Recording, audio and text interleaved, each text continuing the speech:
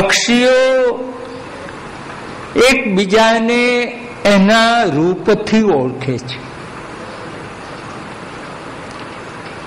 ચકલી કરતા કબૂતરનું સ્વરૂપ જુદું, એના કરતા ઓલાનું સ્વરૂપ જુદું. તો ચકલી સાથે ચકલી આવીને બેસે, પણ કબૂતર ન બેસે. પોપટ સાથે પોપટ આવીને બેસે, બીજું કોઈ ના બેસે.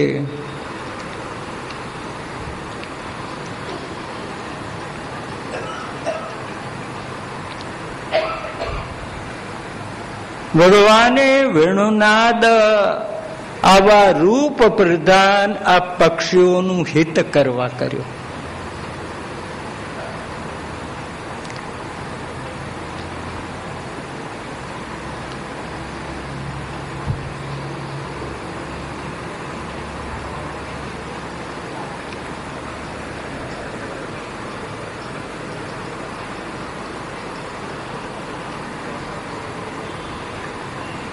પ્રભુ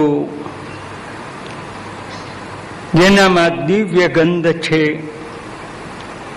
એવા શ્રી તુલસીજી.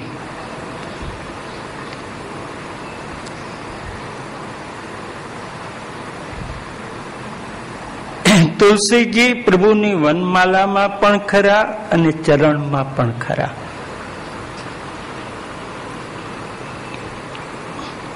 અને તુલસીના દિવ્ય ગંધથી ઉન્મત્ત બનેલો ભ્રમર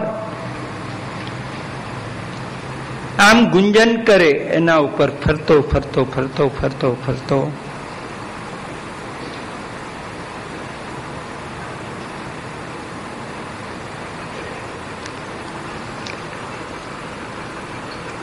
અને ભગવાન એ ભ્રમરનો પણ આદર કરે. અને તે વખતે પ્રભુ વેણુનાદમાં ભ્રમરના ગુંજનને પણ મધુર બનાવી દે છે પોતાના વેણુનાદમાં.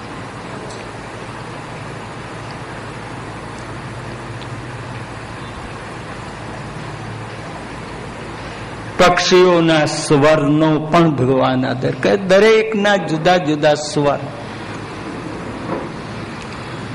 કોયલનો અવાજ હોય તો પંચમમાં, મોરનો અવાજ હોય તો ષડજમાં, ઋષભમાં. તો દરેકના સ્વરનો પ્રભુ વેણુનાદ દ્વારા આદર કરે.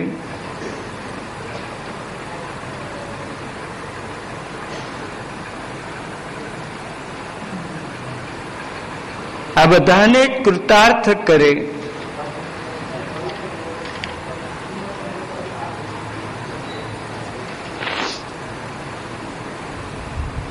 સરસ સારસ હંસ વિહંગા.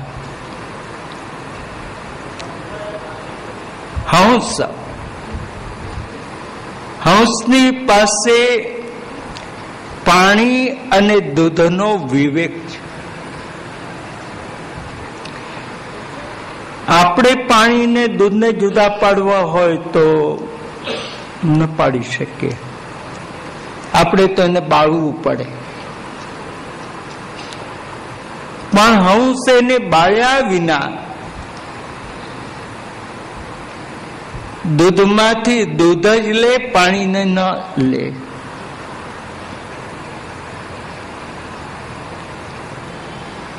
દૂધ અને પાણીને જુદા પાડે તે હંસ.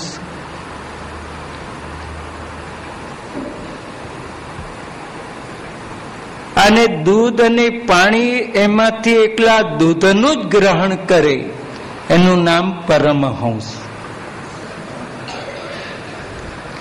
એ પાણી સામે જુએ જ નહીં, કેવળ દૂધ સામે જોઈને જ એને ગ્રહણ કરે. જે સંસારને ભગવાનને જુદા પાડે એનું નામ હંસ. અને જે સંસારને ન જુએ ને ભગવાનનો જ આશ્રય કરે એનું નામ પરમહંસ.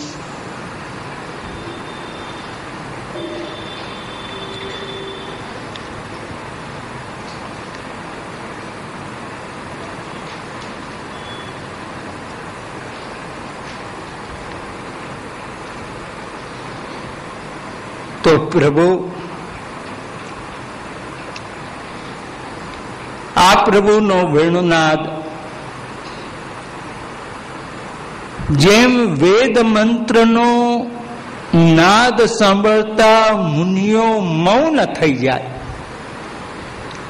एम प्रभुनादनो वेणुनाद श्रवण करता आ पक्षीना रूपमां आवेला आ मुनियो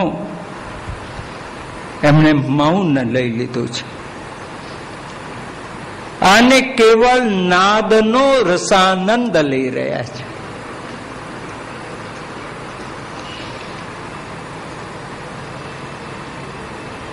અને જ્યારે રસાનંદ મળતો હોય ને ત્યારે આંખ આપોઆપ બંધ થઈ જાય।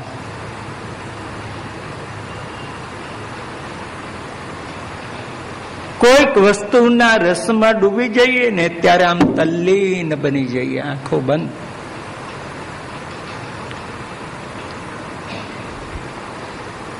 તો આ મુનિઓએ પશુઓએ પણ આ અનુસંધાન તો રાખ્યું જ કે આંખો બંધ કરી દીધી છે, મૌન ધારણ કર્યું છે।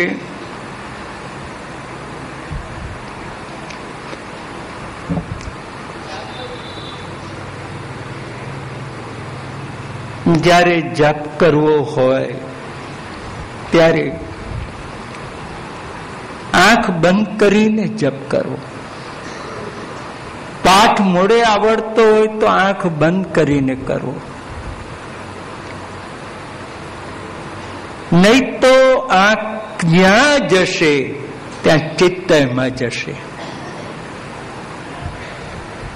આંખની પાછળ આપણું મન ભમે છે।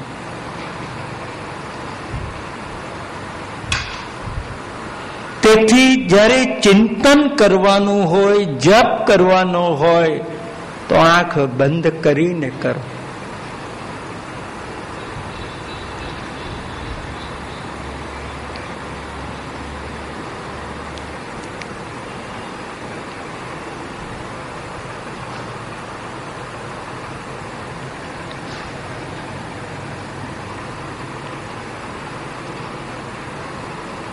હવે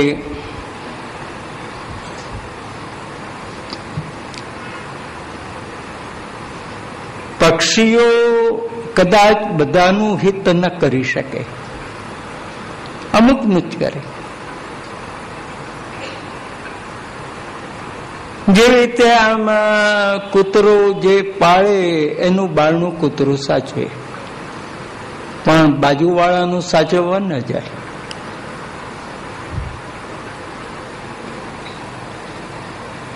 તો સર્વનું હિત કરે એવું કોણ? ભગવાન સિવાય। હો,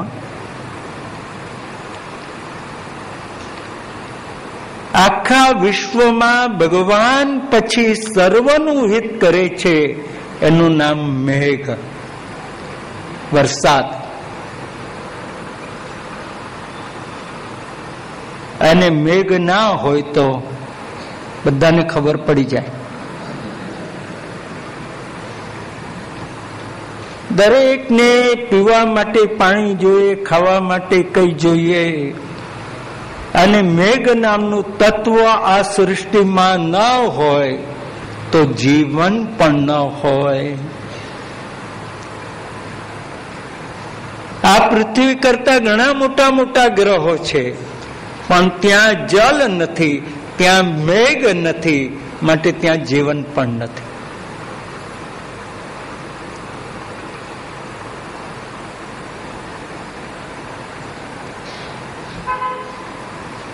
તેથી હવે મેઘનો નિરોધ આ ગોપીઓ વર્ણન કરે છે।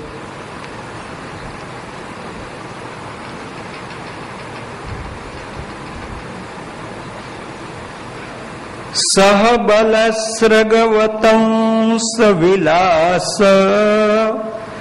સાનુષુક્ષિતિ